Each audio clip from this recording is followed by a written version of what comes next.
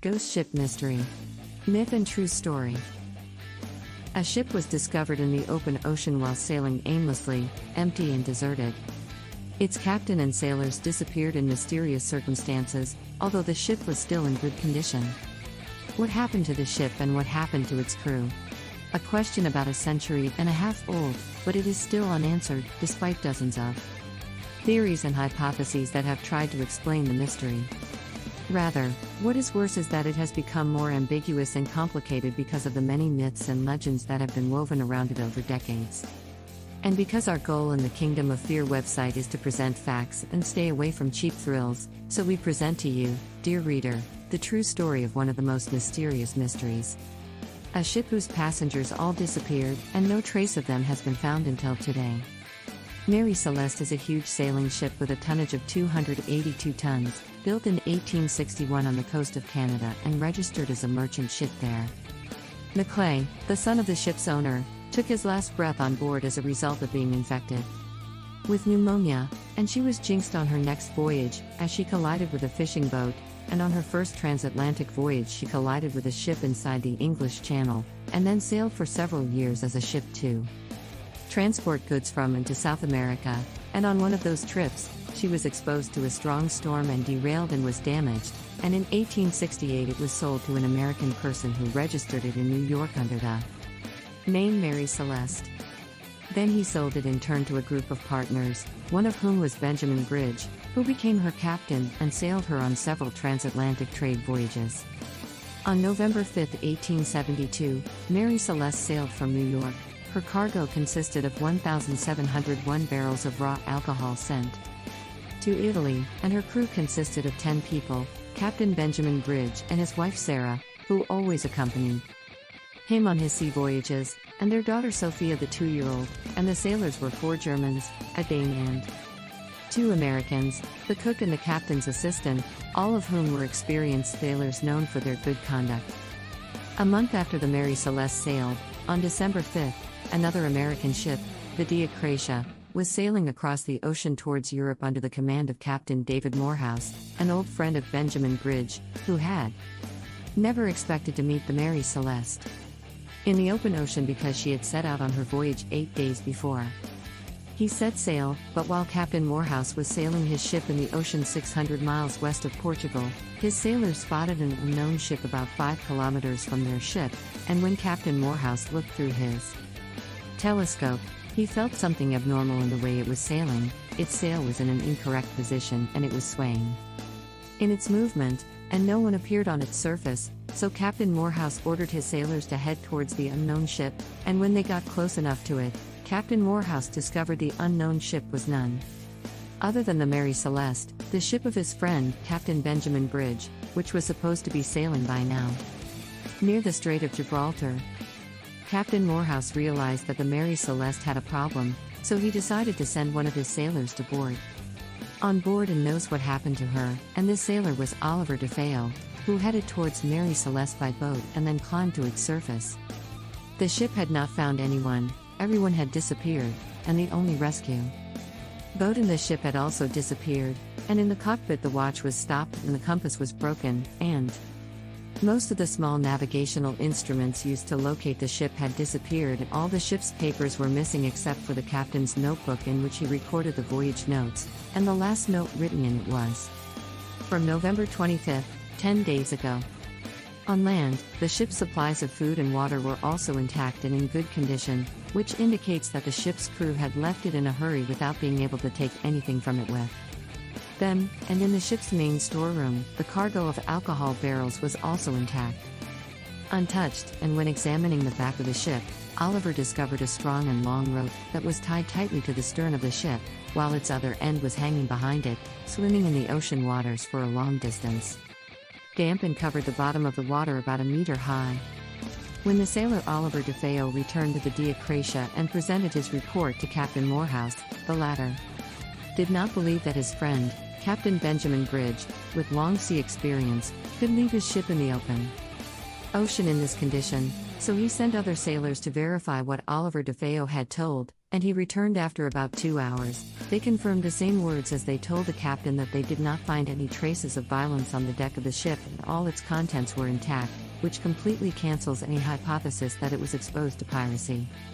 In the following days, a number of Diocratia sailors led the ship Mary Celeste until they brought her to the English colony of Gibraltar, and upon her arrival at the port, the British Ministry of High Seas formed an investigation committee to uncover the circumstances of the disappearance of her crew, and this committee concluded after examination, and inspection the minute that there are no traces of violence indicating the ship's exposure to piracy, and that its cargo and crew's purposes were intact and untouched. As for the disappearance of the passengers, the committee found no explanation for it, and the American ambassador visited the ship himself because it was carrying American nationals and the most dangerous is government about the accident, so the U.S. State Department sent telegrams to all its embassies around the world in order to obtain any information indicating the fate of the ship's crew, but to no avail. The passengers of Mary Celeste had disappeared forever. Gradually, the Mary Celeste incident attracted the attention of the press, and since strange stories and ghost stories were attractive to readers at that time, so many lies were fabricated and added to the real events, and perhaps the writings of Sir Arthur Conan Doyle, author of Sherlock Holmes stories, are the most contributor to giving a color of illusion and fantasy to the real facts. He mentioned in one of his stories that dealt with the incident that the sailors of the ship Diocratia who went up to the surface of Mary Celeste for the first time found food on the table, and it was still fresh as if it had just come out of the pot, as the coffee poured into the cups was still hot and steaming, and it may be that Sir Conan Doyle's spiritual interests, in which he believed strongly after his old age and the death of his wife and young son, contributed greatly to the way he dealt with the subject of the ship Mary Celeste, but the truth was something else. The sailors of Diocratia repeatedly asserted that they found no cooked food on the deck, and no coffee or other liquid poured into the cups. Mary Celeste's kitchen was a mess because of the ship's swinging motion. During nearly a century and a half, no trace of the crew of the Marie Celeste was found, and they have not been heard from again to this day. So what happened to them? And why did they disappear? Were they really kidnapped by aliens? Or swallowed up by unknown sea creatures that came out of the ocean floor? Or did they enter another time dimension? All these scenarios were put forward by fans of supernatural stories, but unfortunately there is no proof for them, and on the other hand there are many logical theories and hypotheses that have tried to explain what happened. The first of these theories was simply believing that the ship was pirated, but the crew's items remained, and the cargo of the ship is intact and untouched. Completely cancels the theory of piracy. Another theory accused the crew of the Diocratia ship that they are the ones who orchestrated the accident for the purpose of obtaining the salvage award that the law granted in the form of a percentage of the value of the ship being salvaged, but this theory does not stand before logical analysis. The two captains of the two ships were old friends and had close family relations, just as Mary Celeste had sailed 8 days before Diocratia, so how did the latter manage to catch up with her? Then why were no traces of violence found inside Mary Celeste? Were they killed without any of them showing any resistance? There is another theory that believes that the accident is a play orchestrated by Captain Robert Bridge in order to obtain the insurance amount on the ship, but this theory does not stand up to the fact that the amount of insurance on the ship and its cargo was insignificant, and that the ship and its cargo were intact and untouched. Add to this that Captain Robert Bridge was just a partner who had a stake in the ship and not its sole owner. There is another popular theory, which is that Mary Celeste was exposed to a violent storm, so Captain Benjamin Bridge feared that his ship would sink and ordered the crew to lower the lifeboat and then sail away. And what supports this theory is that the ship was wet at the time of discovery and the water filled its hollow a meter high almost as well as 2 of its pumps were gone. But on the other hand, the water level in the ship did not threaten the ship with sinking. It was true that it was more than normal, but an experienced captain like Benjamin Bridge knew perfectly well that this amount was not a safety threat. The ship was still seaworthy, and the meteorological reports did not mention the occurrence of any storm during the period in which Mary Celeste sailed. In addition to the storm theory, there are similar theories that assume that the ship was exposed to an earthquake, hurricane, or sea tsunami. While another theory went to believe that the sailors of Mary Celeste rebelled against the captain, perhaps under the influence of alcohol, so they killed him, his wife and his child and fled to an unknown destination. Assuming the validity of this theory, why did they leave the ship and their personal belongings and needs in the open ocean?